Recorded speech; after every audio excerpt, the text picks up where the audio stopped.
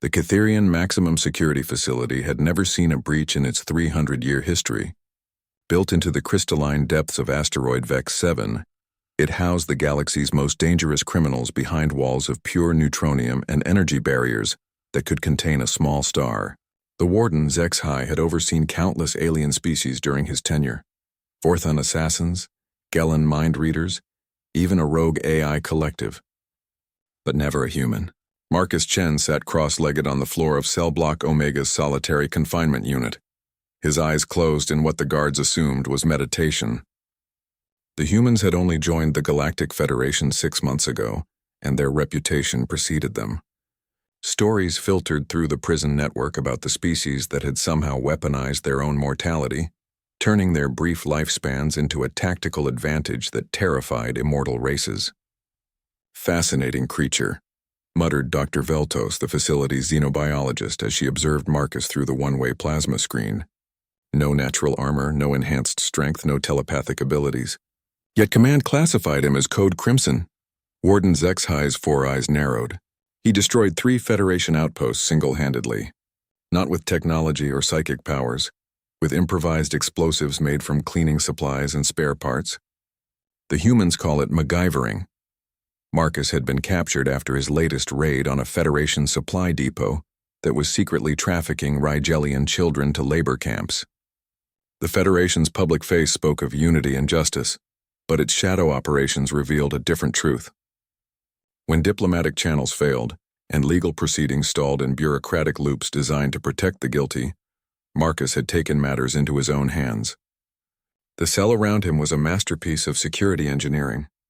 Neutronium walls 3 meters thick, a gravity field that prevented jumping, atmospheric processors that could detect and neutralize any chemical reactions, and sensors that monitored everything down to his heartbeat. The only opening was a slot for food delivery, sealed with 17 different locking mechanisms. But as Marcus sat in apparent stillness, his mind was working. Humans possessed something most alien species had long evolved past: the ability to see patterns where others saw chaos, to find opportunity in limitation. While other races had developed beyond the need for such primitive problem-solving, humans had refined it into an art form. He had spent the first 6 hours mapping the cell's systems through careful observation. The slight vibration in the floor when the atmospheric processors cycled. The barely perceptible shift in the gravity field's intensity. The micro-fluctuations in the energy barrier that powered the locks. Most species would have needed sophisticated equipment to detect these variations. Marcus needed only patience and the pattern recognition abilities that had kept his ancestors alive on a hostile homeworld. By hour 12, he had identified the facility's power distribution network. The Catherians, like most advanced species, had built systems so sophisticated they had forgotten the elegance of simplicity. Every security measure was interconnected, dependent on a central processing core that managed millions of variables simultaneously. It was magnificent in its complexity, and vulnerable precisely because of it. Marcus began to hum, a simple tune from Earth, something his grandmother had sung to him as a child. The frequency was carefully chosen, resonating with the plasma conduits that ran behind the walls. The Catherian sensors registered it as harmless vocalization. Emotional expression was considered a primitive behavior, irrelevant to security. But Marcus wasn't expressing emotion. He was creating a standing wave. Hour by hour, he varied the pitch and rhythm, building harmonics that the sensors couldn't distinguish from random noise. The plasma conduits began to vibrate in sympathy, creating microscopic stress fractures in their crystalline matrices. The Catherians had designed their prison to withstand any force a sentient being could generate, but they hadn't considered that sometimes the most effective force wasn't applied directly. By hour 18, the first hairline crack appeared in a conduit junction 3 levels below. The facility's self-repair systems activated automatically, rerouting power through backup channels. This created a cascade effect Marcus had predicted.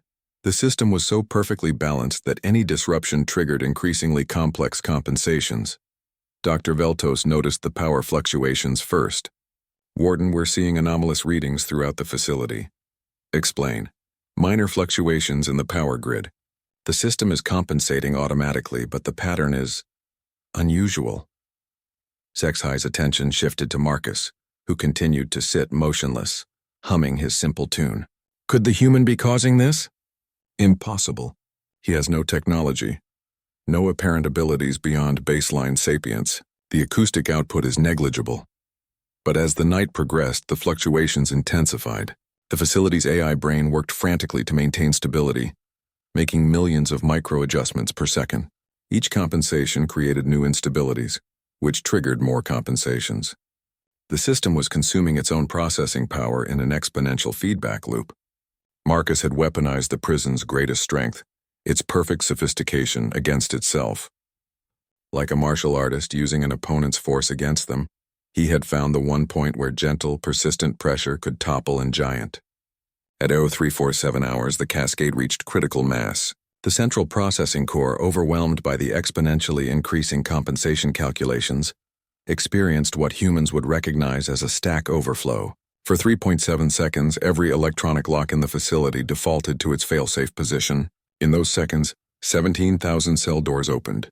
Marcus stood for the first time in 24 hours, walked through his open door, and began freeing the Rigelian children held in the facility's forgotten sublevels, the real reason he had allowed himself to be captured. As alarms blared and security forces scrambled to respond, Warden Zexai stared at the empty cell in disbelief. How? Dr. Veltos pulled up the acoustic analysis of Marcus's humming. It appears the human understood our systems better than we did. He found the resonant frequency of our entire power grid and used it to create a harmonic cascade failure. But that would require understanding quantum mechanics, crystalline physics, acoustic engineering, and systems theory simultaneously. Yes, she said quietly. It would. In the chaos that followed, Marcus disappeared into the asteroid's mining tunnels with 47 rescued children, leaving behind only a message carved into his cell wall with a shard of broken plasma conduit. You built a perfect prison for gods. Unfortunately, you caught a human. The facility's security recordings would later be studied by xenopsychologists across the galaxy, trying to understand how a species barely advanced enough for interstellar travel could consistently outthink civilizations millennia their senior.